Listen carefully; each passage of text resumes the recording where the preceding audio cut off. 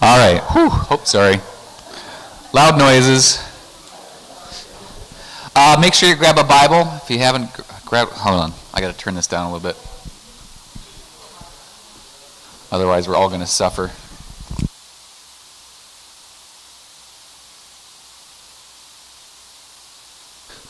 How's that? That's a little bit better. Okay. All right. I need to make a confession. Yeah, that's what I'm asking. I may have used a rude gesture this morning while driving to work. Well, let me make my case. I was already running late this morning. Elen is up on the mountain doing one of the last sections for her search and rescue training. So she's getting soaked this weekend. She's up on Larch Mountain, and it was supposed to rain like 2 inches up there, so she's probably having fun.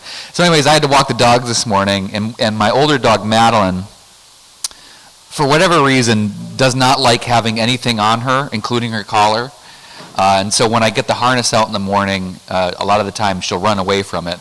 And this morning she hid under my desk, which meant that it took me longer than I expected. My other dog, Macaron, so Madeline, when as soon as I wake them up, they go outside, do their business in the backyard. Madeline always poops. Macaron waits till the walk. Well, then of course, we're on our walk this morning, and he doesn't want to go.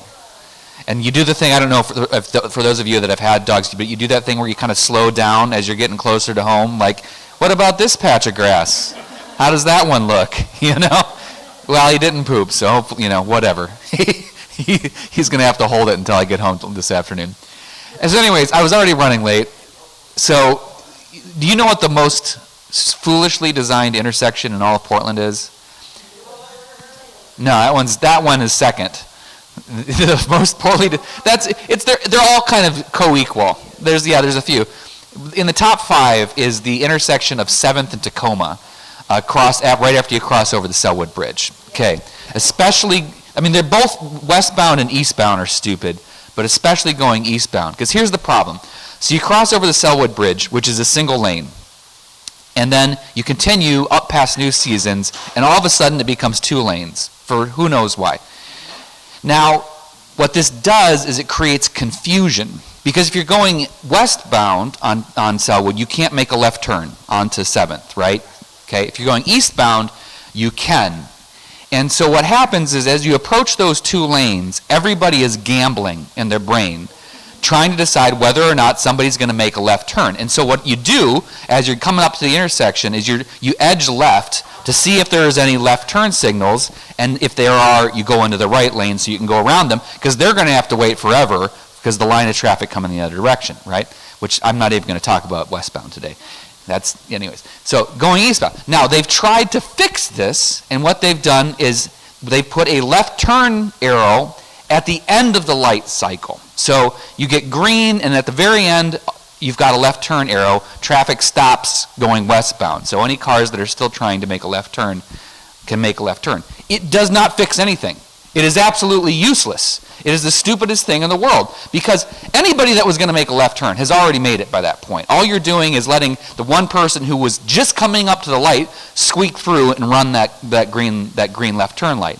So all they need to do to fix it, by the way, is move that left turn light to the beginning of the light sequence, right? So that any car that wants to make a left turn has guilt-free left lane. They can signal or not signal. They're going to get their opportunity to go through the light, right? Then if they end up getting stuck it's just the way it goes. So this morning, I'm coming up to the light, and there was way heavier traffic than it normally happens on a Sunday morning. I have no idea what was going on. It was already backed up going across the Selwood Bridge. So I get, what? Oh, it is today, isn't it? I'm lucky that they didn't close that bridge. Holy cow. Normally, I've gotten caught in that one so many times. That makes perfect. I was thinking that. I was like, why is there so much traffic? There isn't a race today. It's that stupid Shamrock run. Anyways, so I'm approaching the light, and there's a number of cars in the left turn lane, which either says there's a bunch of cars making a left turn, or nobody's making a left turn. And so as the cars start to back up, I'm maybe 5 cars back, I'm doing that thing. and I see no left turn signals. So, here's the problem, is that after you cross over 7th, there is no merge lane. It's just chaos. There's no lane indication. There's no merge indicator. There's no sign telling you to merge before the intersection. And so, as you cross over, if you're in that right lane, nobody in the left lane is going to let you in. Well, yeah, you got to take a right. That's exactly it. But then it's worse, because then you end up cutting through the neighborhoods, which causes all kinds of chaos. It's a totally different problem. Don't get me started there, because I used to live in Selwood and it drove me nuts.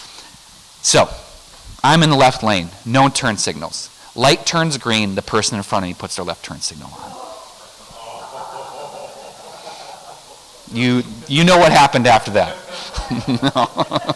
Anyways, I'm here. That's the cardinal sin. It would have been better had they not signaled, actually. If they had just gone up and stopped in the intersection, then at least they're consistent. But putting on your turn signal after we've been waiting at the light is just, that's just malicious, is what that is. I know, thank you. Thank you, Mike. Mike understood the assignment.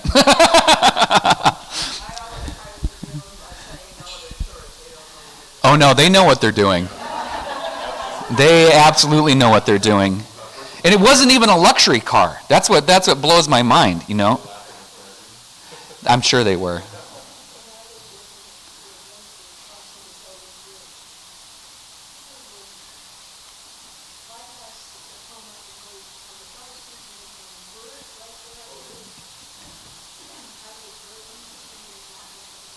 Oh, tell me.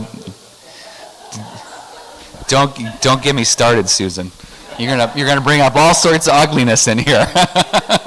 Yeah. No, and they tried to fix that now, which, the intersection down whatever that street is just before you get to the bridge.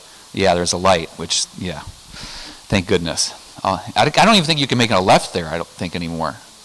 Yeah, I think it's only straight towards Oaks Bottom. Don't get me started about Oaks Bottom traffic.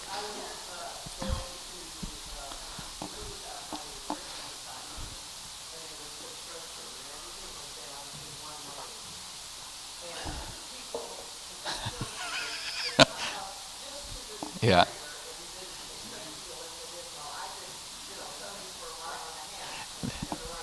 This is so fast.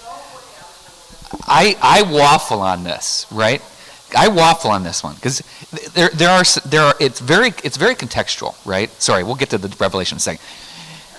Because I understand the concept of a merge lane. The idea is you're supposed to wait until the last moment to merge because it reduces the length of the line. Okay? But there are merge lanes and there are merge lanes, right? If everybody sees that there's a construction zone coming up and and the line isn't long, there's, in my opinion, no excuse for going around the 5 or 10 cars that are in front of you in the right lane. Now you're just being a jerk, right? Yeah, okay. We're on the same page, Linda.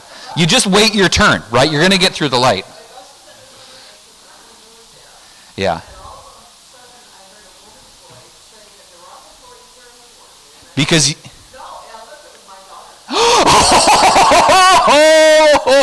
oh boy. How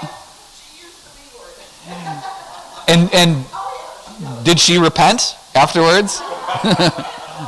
I'm sure. Oh, she knew it was you. Oh, okay. I thought she got caught. I was like, whoa. Okay, fair enough. Nice. Well, okay, I better. Okay, so we're now getting into the portion of Revelation where you're going to want to wear your seatbelts. Okay, from 12 to about 21-ish or 20-ish is the part of Revelation that's the real acid trip. Okay, to put it plainly, this is where it really gets thematic. And it becomes ungrounded from reality to a certain extent. Whereas up to this point, so like after we get over after we get past the introduction, chapters 4 to 11, we've kind of got some John is referencing back to the 7 churches, so we've kind of got a context that these images are connected to. What happens now is it's entirely imagery from now until 20, okay? And also this is the section that generally gets used the most by, rapture theologians and more fundamentalist expressions of Christianity in terms of pointing at this type of stuff and either using it in that kind of rapture theology, like, look, these are the signs that we're going to pay attention to for when we know Jesus is coming back or whatever, when everybody's going to get vacuumed up into the sky. Or B, used to justify what I've kind of been talking about a couple weeks ago, or these past few weeks, which is that kind of like bifurcation of creation, this idea that, there's the world, and on one side there's God stuff, and on the other side there's secular stuff, and this is evil, and this is good, and we're supposed to pay attention to this to figure out what's evil and what's good, okay? And let's be clear, this dynamic of good versus evil is absolutely present, okay? In fact, that's the main theme that's in here, but this kind of like clear-cut, good and evil is not present, not in the way that it so often gets applied in terms of like, dancing and romantic relationships are bad. I don't know, reading the Bible good, whatever. I didn't grow up in that kind of environment, but for those who did, maybe you can empathize a little bit better. I grew up with a bunch of Norwegian socialists, right? I never had to worry about that kind of holiness stuff. It was all stoicism and not showing your feelings to each other. Or dancing. Well, no, there was plenty of dancing. Plenty of dancing.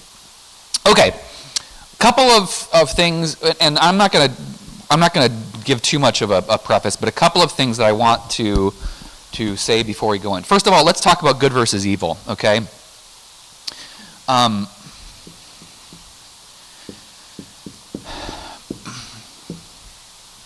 One of the things that we Lutherans hold up to be fundamental, to use that word, is that this distinction is not nearly so clear-cut as we make it out to be. In fact, many Lutheran theologians, including Luther himself, make it a point of saying it's not really about good and evil.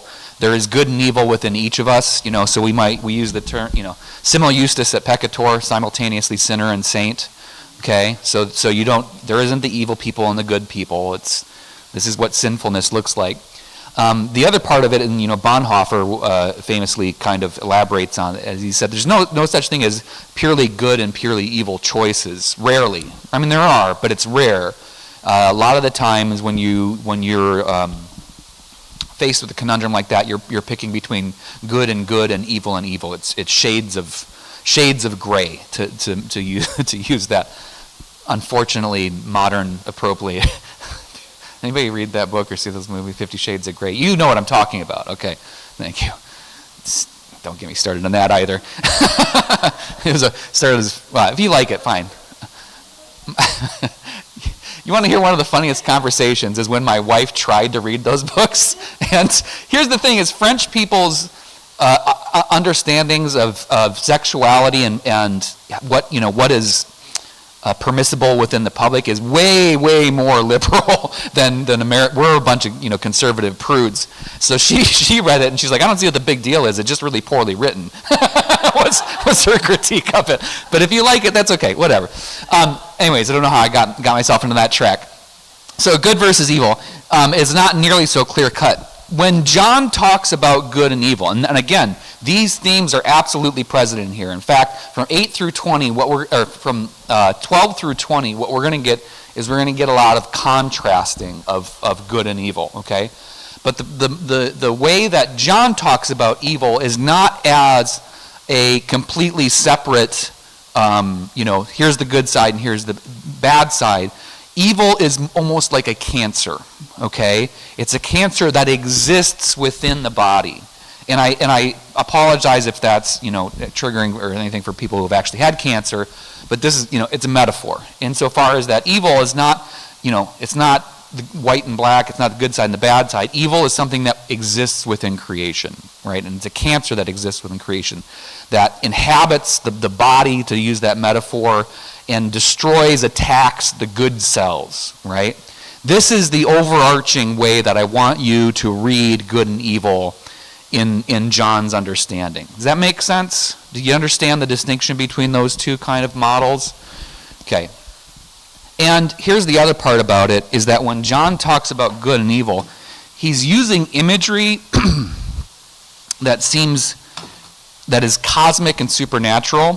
So we're going to talk about dragons, beasts, the whore of Babylon, which, don't get me started there, very gender biased. He uses imagery that is cosmic and supernatural, but the way in which we are going to read it, to a certain extent, right? Again, I don't want to tell you there's one right way to read Revelations. There are many wrong ways, in my opinion, but one of the things I want to encourage you in is that everybody gets to access and interpret this as they understand it themselves.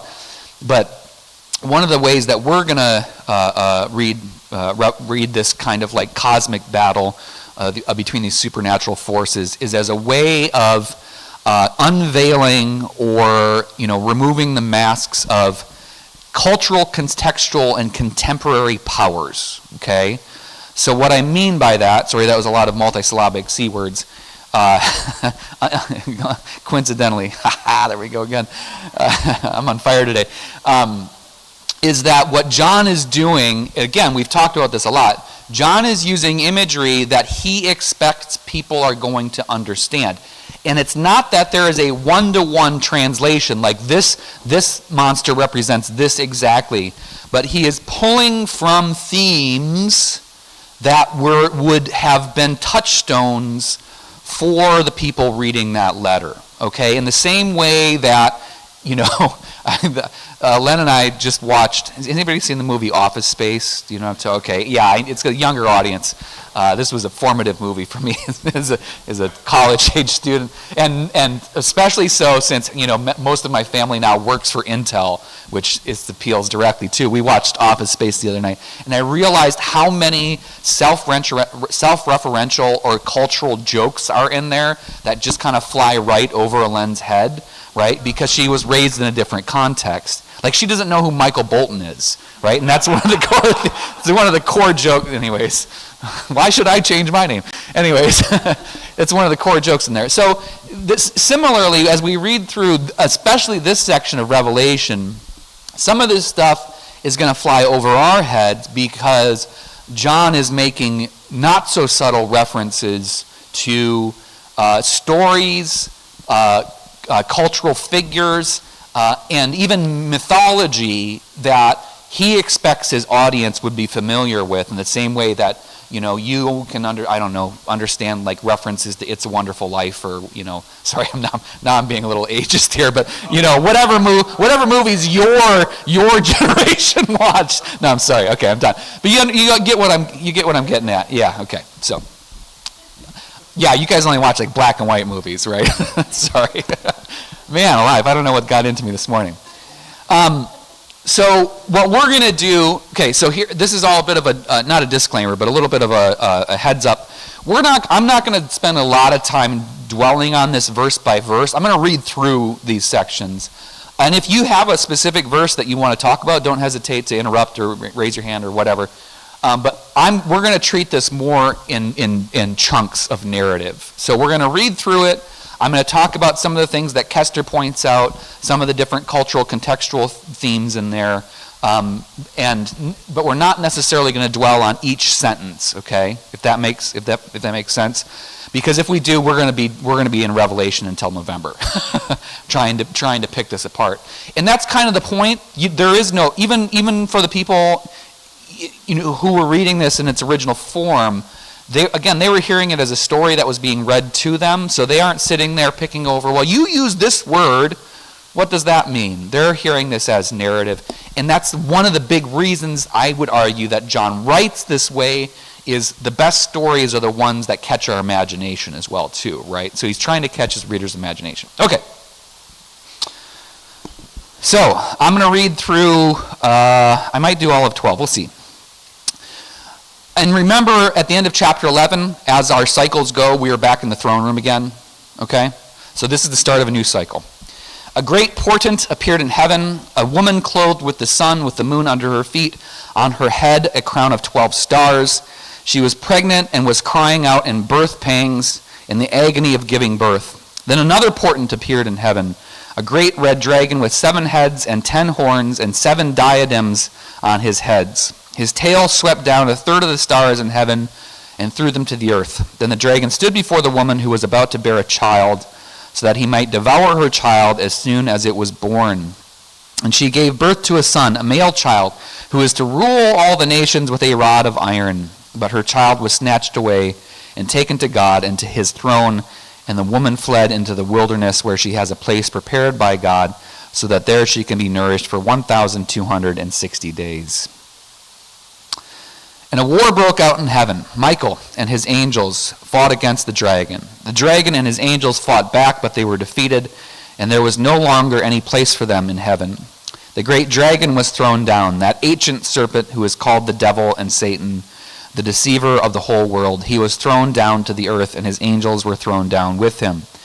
Then I heard a loud voice in heaven proclaiming, "Now have come the salvation and the power and the kingdom of our God and the authority of his Messiah, for the accuser of our comrades has been thrown down, who accuses them day and night before our God, but they have conquered him by the blood of the Lamb and by the word of their testimony, for they did not cling to life even in the face of death. Rejoice then, you heavens, and those who dwell in them.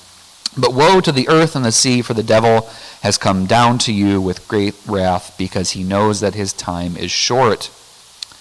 So when the dragon saw that he'd been thrown down to the earth, he pursued the woman who had given birth to the male child. But the woman was given the 2 wings of the great eagle, so that she could fly from the serpent into the wilderness, to her place where she is nourished for a time and times and half a time. Sorry, I was going to kick. Then from his mouth the serpent poured water like a river after the woman, to sweep her away with the flood. But the earth came to the help of the woman. It opened its mouth and swallowed the river that the dragon had poured from its mouth. Then the dragon was angry with the woman and went off to make war on the rest of her children, those who keep the commandments of God and hold the testimony of Jesus. And then the dragon took his stand on the sand of the seashore. Well, we'll talk. Yeah, we'll talk about that. Okay, let's talk about the woman first before we get to the dragon. We, in 2025, you read that, who do you think the woman is? Mary? Yeah. Who do we think the baby is? Jesus? Yeah, absolutely, right? This is what I mean by we read something and we access its context, right? We relate that narrative to a narrative that makes sense to us. And we're not wrong, okay? John would expect that his readers would read Mary and Jesus into this image. And he probably intended that, okay? And you can even kind of track through the story and see similarities, right? So Mary is pursued, right? That's part of our narrative, right? In the beginning of Matthew, Mary and Joseph are pursued by Herod the Great. We've got the whole slaughter of the innocents narrative there. Where do they go? So Mary, in this case, flees into the wilderness. The woman flees into the wilderness. Egypt, the flight to Egypt. And then the baby is born, but he departs, right? And ends up the throne instead. The ascension, exactly, his death, resurrection, and ascension. And then Mary herself is then apparently back in the wilderness, except she's in the wilderness, but in a place that has been prepared for her. So there's also for those of you who are of the Catholic flavor, there's the Assumption of Mary, right? Which is the story that Mary was similarly sucked up into heaven at some point. Sorry, I don't mean to speak disrespectfully, but I couldn't come up with another word on the spur of the moment. So yeah, you can definitely draw parallels in there. Let me tell you a different story. So there is a story that was popular around this time about a woman named Leto. Has anybody heard this name before? This is not Duke Leto Atreides from Dune. I saw Susan was already, Susan and Jim were already, maybe this is where they got the name from. Leto was the mother of a god, a Greek god, who I think you'll recognize. His name was Apollo. What was Apollo the god of? The sun. The sun god. What's that? And rationality. Oh yes, very important. Okay, here's the story. Leto gets pregnant by Zeus, which is complicated because Zeus is kind of a jerk. He gets a lot of women pregnant, willingly and unwillingly. So Leto gets pregnant by Zeus, carrying Apollo, and in the story, out of the sea rises a dragon who pursues Leto, and Leto escapes, bears Apollo, and Apollo then comes out of the womb and kills the dragon. Okay? This is a story, this is a myth. Maybe you could even argue that this is a scriptural tale that was commonly known in the Roman narrative. Okay, and here's also why it was important: is do I need to tell you the whole history of the shift in politics within the Roman Empire, starting with Julius Caesar crossing okay, what's the name of the Rubicon? This came up not too long ago. Crossing the Rubicon. So long story short, the Roman Empire, it's complicated, but at one point it was very much a republic. You had a Senate, and the Senate was supposedly co-equal with the emperor, and that shifts over time. Power gets centralized in the position of emperor, which is a little bit foreshadowing. That's a different story. And what happens then is that as that power becomes centralized in the role of emperor, the emperors start developing their own theology, okay? And in fact, they themselves refer to themselves as sitting on the sun throne, okay? And there's a very not subtle and very intentional correlation that's drawn between the god Apollo and the throne of the emperor. And you could even argue that at times the emperor is conflated with Apollo. And in fact, by the time we get into the 2nd and 3rd centuries Common Era, you worship the emperor. The emperor is considered a divine being right alongside Zeus and all these other folks. Okay, you are literally worshiping the sun throne. Okay, so here's the question: which is it? Which story is John, referring to? And the answer is, all of the above, right? And this is very typical of these next many chapters, which is that we look at this and we're like, we know what this means, right? This is John talking about the victory of Jesus Christ over death and the devil, right? It's part of our language. And yet John's readers in the 1st century would have heard both. They would have heard the propaganda of the empire telling this story about their leader who had begun to merge who had become an idol in the eyes of John, who had begun to merge the secular and the religious together, carrying the support of, essentially recreating their religion in his name. And gaining support of the priests and the oracle and the religious leaders of that time.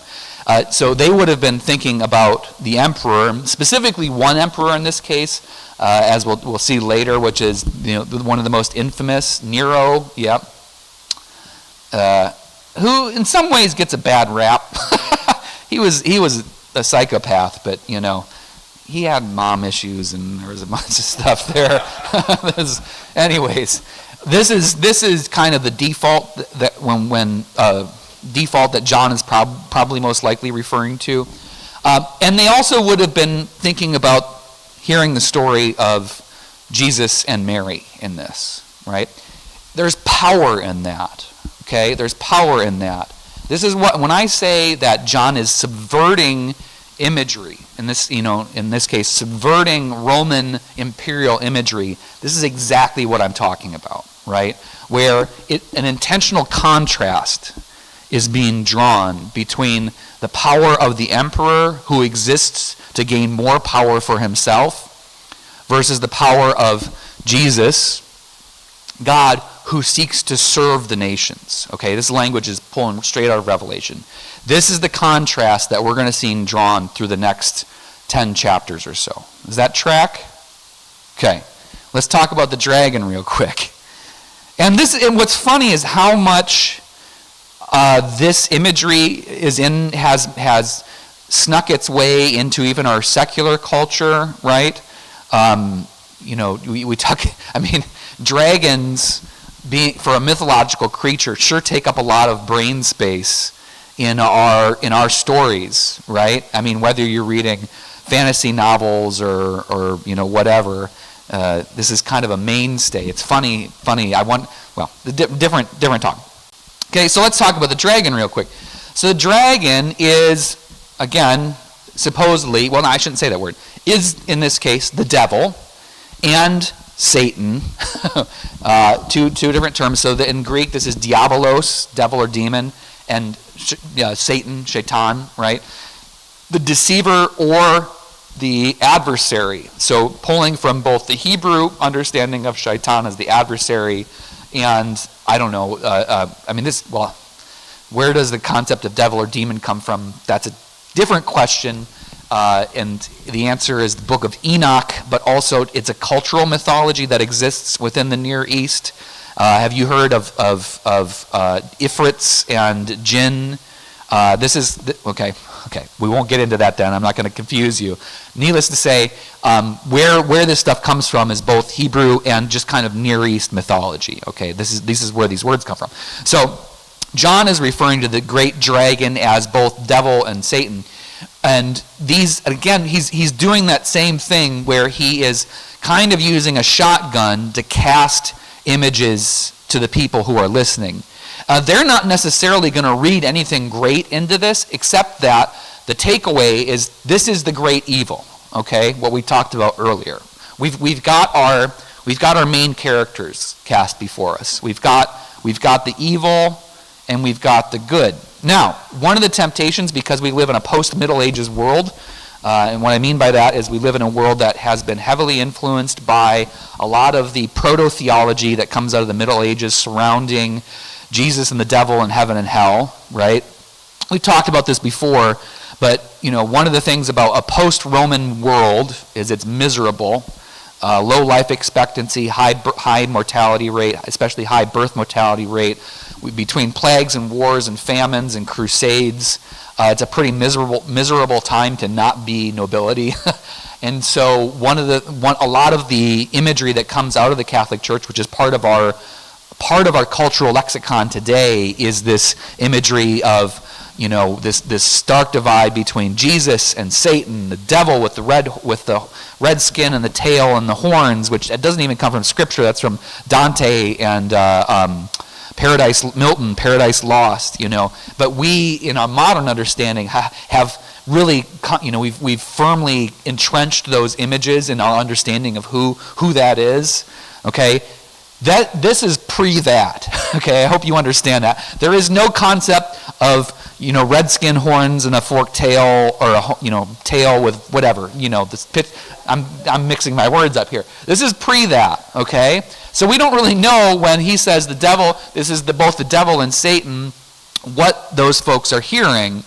We do know that they're definitely carrying with them the Hebrew idea of the adversary, who is not the great evil. It's merely kind of an antithesis, or again, an adversary against God. We see this image in Job, right, where God allows the devil to mess with Job for the purposes of this weird game of chess that they're playing, which we can talk about Job a different day, okay? But the point being is we now have our categories. We have good and evil. What I would encourage you to do as we read through these chapters is pay attention to the attributes, the things that are attributed to those two different categories, and notice how in a lot of times they mirror each other, okay? So, well, not yet. When we get into talking about the beast, that will become a little bit more clear. But again, Pat, you called it out right away. The interesting thing is that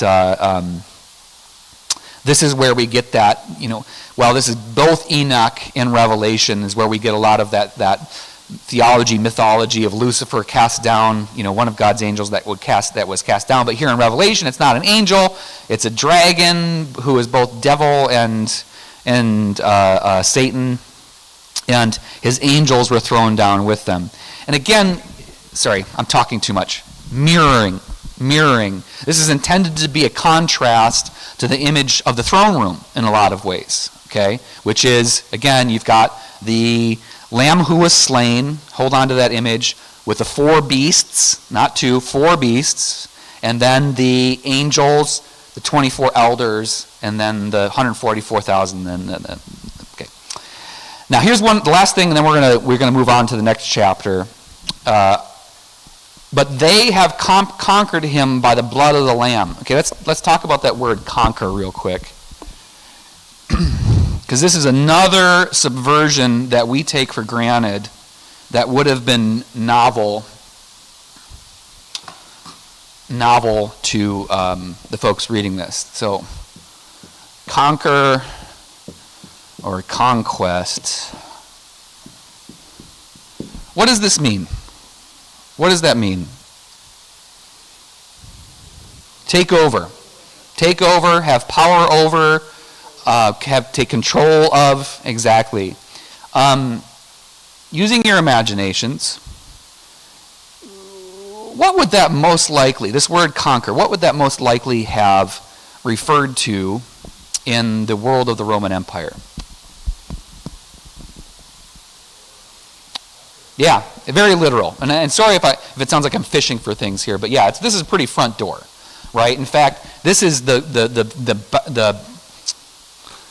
I'm combining words again. This is the bedrock, the foundation of the success of the Roman Empire post-centralization of power, right? Which is that they very much become an empire of conquest, wherein the way that they support their economy is by conquering new lands, cannibalizing the resources and the peoples that are available there, and taking that wealth in to be centralized in Rome, okay? Which eventually leads to the empire's downfall. We're not going to talk about that or how it relates to modern things. But that's the image. And in fact, again, as John is writing this, as he's saying these words, as he's casting these images, this is what he would expect his readers to understand conquest to refer to, okay? And yet he's saying that those who have been slain, have conquered him, the devil, the dragon, by the blood of the Lamb. This is a very confusing metaphor if we're reading this literally, because it's saying that they have won, they have power over through death, and specifically through the symbol of death, which is the blood of their adversary, their version of the dragon, which is the Lamb who was slain, okay? And by the word of their testimony, for they did not cling to life even in the face of death. Who's John referring to here? The martyrs. He's talking about the martyrs. This is a straight up contradictory statement if you're reading this literally. If you're reading this literally in the first century, because what John is saying is that they have conquered, they have won, they have power over by dying. That their deaths have guaranteed victory, okay? This makes no sense. Here, and again, this is the problem that we're encountering, is we're reading this because we, not only do we know the narrative, right? Not only do we have the story, we live in a world where this has now become the main narrative, right? Everybody knows Jesus. Even, people halfway across the world that don't live in a, I'm about to be snarky, quote unquote Christian nation, everybody know and expects that this idea of, the blood of the Lamb, it's in our language, right? It's in our religious language. We talk about this idea of Jesus saving people by dying. That's part of how we talk, right? This is our theology. This is new. This is very new in the first century, and in fact, this is a completely insane statement to make. And yet, this was a central idea to early Christians. And this is one of the reasons that the Romans thought they were straight up nuts, right? Because from the narrative of the world that they lived in, Jesus was a failed revolutionary. He was somebody that got caught and killed, and it totally blew their minds that there was a whole cult of people who thought that he won, right? Who thought that he was a counter image to this, right? So, and again, I'm sorry if I'm repeating myself here. I just want you to understand how absolutely mind-bogglingly insane this statement is in the context of the world that they live in. It seems so rational to us to talk about that. It is very irrational, okay? And yet, this is the image that John is casting. Go ahead, Pat.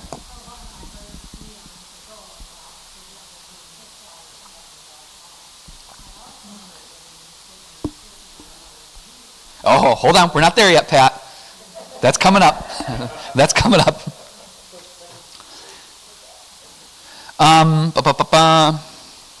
And then, there's some, okay, so the time and times and half a time, what does that mean?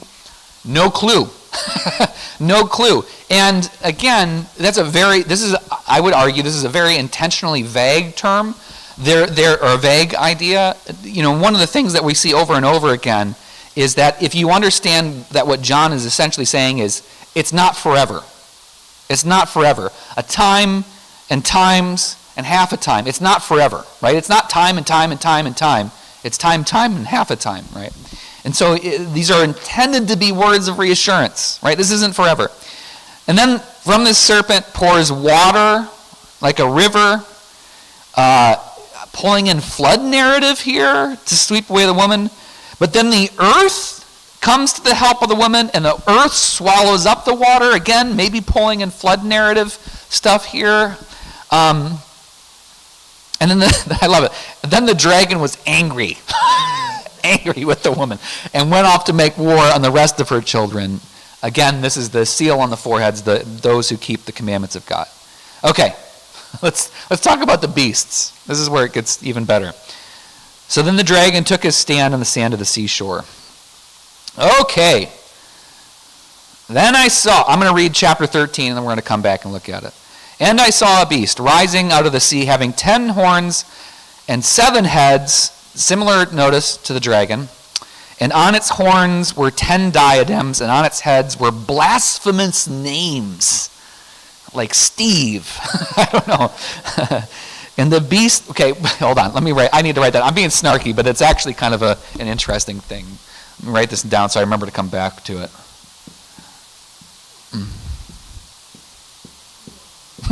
Sorry. Blasphemous names. And the beast that I saw was like a leopard. Its feet were like a bear's. Its mouth was like a lion's mouth.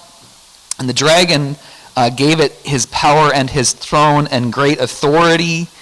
One of its heads seemed to have received a death blow, but its mortal wound had been healed. In amazement, the whole earth followed the beast. They worshipped the dragon, for he had given his authority to the beast, and they worshipped the beast, saying, "Who is like the beast, and who can fight against it?" The beast was given a mouth uttering haughty and blasphemous words, and it was allowed to exercise authority for 42 months. 42 months, not quite 4 years. Sorry, you are drawing these similarities, not me. It opened its mouth to utter blasphemies against God, blaspheming his name and his dwelling, that is, those who dwell in heaven. Also, it was allowed to make war on the saints and to conquer them. Again, we have this word. It was given authority over every tribe and people and language and nation, and all the inhabitants of the earth will worship it. Everyone whose name has not been written from the foundation of the world in the book of life of the Lamb that was slaughtered. Let anyone who has an ear listen. If you are to be taken captive, into captivity you go. If you kill with the sword you must be killed. Here is a call for the endurance and faith of the saints. We're going to come back to that. Then I saw another beast that rose out of the earth. It had two horns like a lamb and it spoke like a dragon. Okay. Let me finish reading. Come back to it. It exercises all the authority of the first beast on its behalf, and it makes the earth and its inhabitants worship the first beast, whose mortal wound had been healed. It performs great signs, even making fire come down from heaven to earth in the sight of all. And by the signs that it is allowed to perform on behalf of the beast, it deceives the inhabitants of the earth, telling them to make an image for the beast that had been wounded by the sword and yet lived, and it was allowed to give breath to the image of the beast, so that the image of the beast could even speak and cause those who would not worship the image of the beast to be killed. Also, it causes all, both small and great, both rich and poor, both free and slave, to be marked on the right hand or the forehead, so that no one can buy or sell who does not have the mark, that is, the name of the beast or the number of its name. This calls for wisdom. Hello. No, 1 second. Let anyone with understanding calculate the number of the beast, for it is the number of a person. Its number is 666. Oh, sorry, I thought you were coming. Okay. No, we just need whites. Gotcha. Okay. You understand why I said buckle up for this, right? Okay. It gets pretty trippy. Let's look at the beasts one by one here. Okay. First of all, the beast resembles the dragon, sort of, but is there's a hierarchy here apparently. Let me erase here. Which supposedly, theoretically looks like this. This is Beast 1. I don't have a better title. And then there's Beast 2. Okay. So, and by the way, the serpent spits out water, gets consumed by the earth, and then out of that water that has been spit into the earth comes the beast. So these are literally created by the vomit of the dragon. They're dragon vomit. Beast 1 is a power that, again, resembles the dragon. Notice, again, the mirroring that's going on here. Where do we hear about leopards and, well, not bears and lions in the throne room imagery? The four beasts at the center of the room. So there's mirroring going on here, right? We're contrasting, the good stuff and the evil stuff, okay? Compare and contrast. Which of these things is not like the other? And the dragon gave it his power and his throne and great authority. So, in case it was ambiguous, this beast 1 is working for this guy, okay? Working for the dragon. One of its heads seemed to have received a death blow, but its mortal wound had been healed. What do you think about this one? Again, I apologize if I'm putting words in your mouth, but if we're talking about mirroring, is this not, in some ways, a perversion of the image of the Lamb who was slain? So the Lamb who was slain has been killed and resurrected. That's the point. This is somebody who received a wound and it healed, and I can't say that they're necessarily claiming authority because of that, but they're contrasting this with this. So these people win through their deaths, through staying faithful, or whatever, however you want to articulate it, through staying faithful, through even unto death. And their champion, right, is one who has been slain. who doesn't just ask this, like King Farquaad from Shrek, many of you will perish, and that's a sacrifice I'm prepared to make. This is one of my favorite characters of all time. This is their leader who truly has sacrificed himself. Okay, contrasted with the one who has received a wound but healed it up. Okay, and I'm trying not. Okay, and this is me. I'm not saying any of this is or somebody that got shot and had their ear grazed. Okay, and I'm not sorry, and that's very partisan, and I apologize for that. But I'm just trying to make a statement about how easy it is to draw corollaries here, right? Okay, it's very easy. Okay, there's plenty of people who have. Theodore Roosevelt, one of the greatest presidents in the history of our country, was shot and got up and made a speech after it. So you could be just as well be talking about Theodore Roosevelt as well. But they were shot, right? There was no swords involved. So if you're reading it literally, well, okay. I'm kind of poking holes in all of this is what I'm getting at, okay? And yet, what's going on here again is there are multiple levels of interpretation that you can take away from this. And it's, again, contrasting the two. Okay, I'm spending too much time on this. Sorry. And again, in amazement, the whole earth followed the beast they worshipped, for he had given his authority to the beast. And again, who is like the beast and who can fight against it? The seeming, no way we can win. Purposelessness of this whole battle. Okay, haughty and blasphemous words and blasphemous names. I erased that, shoot. Okay, so blasphemous names. What does blasphemy mean? There's no right answer here. What does it mean to you? Blasphemy. Oh, yeah, sure. Yeah, that's a great one. Demeaning. But these names aren't necessarily critiquing the beast. The names themselves are blasphemous. It's 11th century, Pope, whoever is Pope, and I am accused of blasphemy. What have I done? Said bad things against the Pope, and or said things that were contrary to what was supposed to be right theology, okay? So what might it mean that the beast has blasphemous names? Sure. It's names that are attributed to it, but are counter to what the good side holds to be true. Titles names like, let's say, emperor, right? Let's say, I'm avoiding modern politics. Emperor, divine, whatever, holder of the sun throne, right?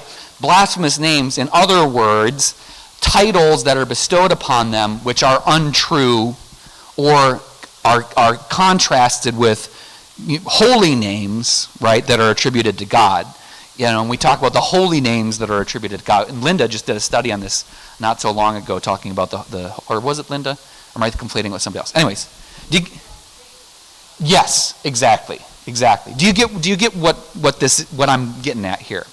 And the same thing he says, allowed to utter blasphemies against God, blaspheming in his name and his dwelling, that is, those who dwell in heaven, uttering haughty and blasphemous words. In other words, what this person is doing is they're saying things, they have been given authority to say things, but these are things which are, in the end, from a good perspective, traitorous or untrue, or just simply falsities. Okay? So, again, I'm trying to avoid making modern comparisons, right? But is this a temporal or divine power? Probably temporal, okay? And in fact, one of the guesses is that who this represents to the people reading this is the role of emperor themselves. Is that this first beast is the emperor. And when we get down to the bottom, its number is 666. 666. Okay, buckle up. Okay, there are so many different interpretations that have been done of this. And many of them are very not right.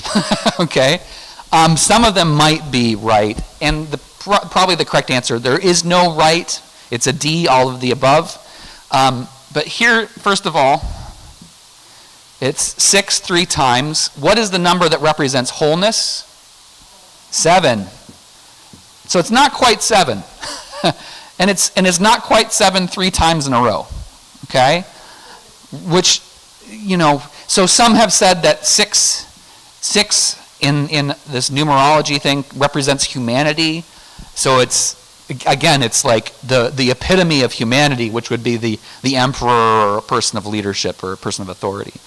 Here's the other thing. It was very common in this ancient world for people to take numbers to turn them into names. So what you would do is you would take, let's say, the Greek. I mean, again, like they're speaking Greek. So like we do in English, A, B, C, D, E, F, G, you assign a number. A is 1, B is 2, etc., all the way through to Z, which is 26. They did the same thing in Greek, starting with alpha and ending with omega. And what you would do is you would take those individual values and add them up to get a number, okay? And there are examples of this. In fact, this was one of the ancient versions of writing Jack plus Jill and putting a heart around it, on a timeless national treasure. It just drives me nuts. People like going to Smith Rock and carving it into the rock there. I'm like, you probably broke up a week later. I can't believe you defaced this national wonder like that. But this is what they did. And in fact, one of the ways that they did it, and to remain anonymous, is that they would write things like, I love 1208. Okay? I love 1208, which is somebody's name, and theoretically he or she would know that they were referring to their name. Again, you add the numbers up and you get 1208. But realistically speaking, it's impossible to reverse engineer that. Right? There are plenty of names that add up to 666 or 1208 or whatever. In fact, I can't remember, but there's a way that you can get Adolf Hitler to be 666 if you include his middle initial or something like that. I don't remember the technicalities of it. But one of the names that adds up to 666 is, it's Nero, and it's one of the stinking. I don't have the book in front of me. It's one of the titles. It's not Nero Augustus. It's Nero. No, it's one of the titles. Not Caligula is a different guy. But anyways, and a lot of scholars read this and they're like, oh, it's Nero, right? That's who they're talking about, right? Like this is again one of those things where it's like, oh, Michael Bolton. No, 66. His number is 666. We're talking about Nero. Like this is pretty clear, okay? Does that track? And again, this is one of those things where because we're human beings who have great imaginations, we see something like that and we're like, there's a secret there, and I'm going to figure it out. And once I figure out that secret, I'm going to write a book and make a ton of money off it, right? Or I'm going to get a bunch of people to follow me and make them drink poison Kool-Aid, right? Okay, what do you have to show us today? Oh, those are beautiful. Oh yeah, you've got the blank one. Actually, MJ, would you be okay if I held that up to show people? Can I hold it? Okay, here is the cross that MJ made. And on the back it says, MJ Lent 2025, so you know where it came from. I'm going to give this back to you. Do you want to go give it to Mommy? And don't let me drop it. I think it's all dry. Just don't touch the metal. Do you want me to hold it up, or you want to hold it up to everybody? Yep, it's going to slide. Yeah. You have significantly more art talents than I did, and do. Okay, and then did you want to talk about, you did learn one thing, so Rebecca, you have to tell us one thing that you learned, right? So, do you remember what the word covenant means? A promise. A promise. Oh. There we go. And what was the promise that you were making?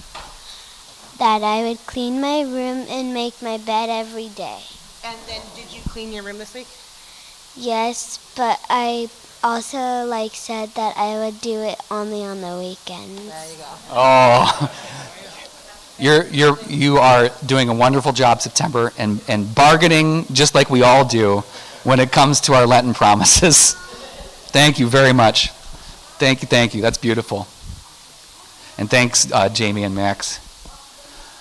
Okay, we're running out of time, so I'm gonna wrap up real quick. So here's the thing, and again, I'm telling you, these are the ways that these folks, 2,000 years ago might have heard this, or this is who they assume to be. These are educated guesses on our behalf, right? Unfortunately, John did not write an appendix where he gives a persona. What do they call it? Personae importe, and what important people? What's the Latin term? Shoot. It's in some books and plays and stuff like that where it lists the. Never mind. Okay. What is it? Yeah, that's the one. Dramatic people, dramatic persons. Yes, dramatis personae. Yeah.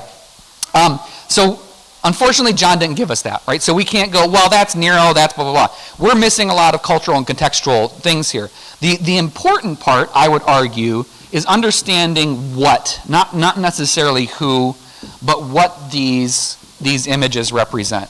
So again, John is doing this contrast of the good things and the evil things. It's not a super clear-cut thing. This is not the evil that has been given power over half of known creation. This is the cancerous evil that rises within humanity, right? And we're talking about authority and power, contrasting images of authority and power, like the authority and power that happens through sacrifice and service, and whose I should probably erase 666 from the good side. Right? And whose central image is the lamb who was slain. Are you with me on that one? Okay. Contrasted with the beast number 1 whose number is 666, who received a wound but healed, who isn't actually slain.